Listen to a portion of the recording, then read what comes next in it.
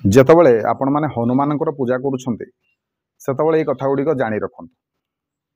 ଓମ୍ ହନୁମତେ ନମଃ এই ମନ୍ତ୍ରର ଜପ ଯଦି ଆପଣମାନେ କରନ୍ତି 108 ଥର ଯଦି କରନ୍ତି ତାହେଲେ ଆପଣଙ୍କର ବିଦ୍ୟା ଲାଭ ହୁଏ, ବଳ ଲାଭ ହୁଏ ଏବଂ ସମସ୍ତ ପ୍ରକାରର ଭୟରୁ ମୁକ୍ତି ମିଳିଥାଏ।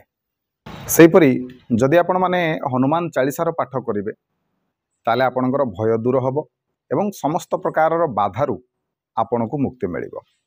ସେହିପରି ସୁନ୍ଦରକାଣ୍ଡର ପାଠ କଲେ ଆପଣଙ୍କର ସମସ୍ତ ସଂକଟରୁ ମୁକ୍ତି ମିଳିବ ଏବଂ ସବୁ କାର୍ଯ୍ୟରେ ଆପଣମାନେ ସଫଳ ହେବେ।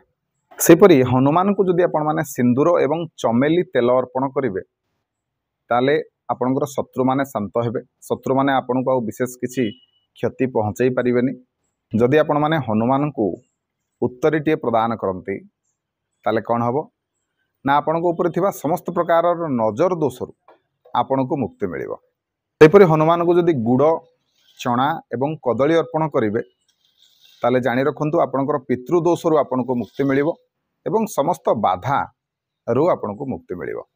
ହନୁମାନ ବାହୁକ ଯଦି ପାଠ କରିବେ ତାହେଲେ ସମସ୍ତ ପ୍ରକାରର ଅସାଧ୍ୟ ରୋଗରୁ ଆପଣଙ୍କୁ ମୁକ୍ତି ମିଳିବ।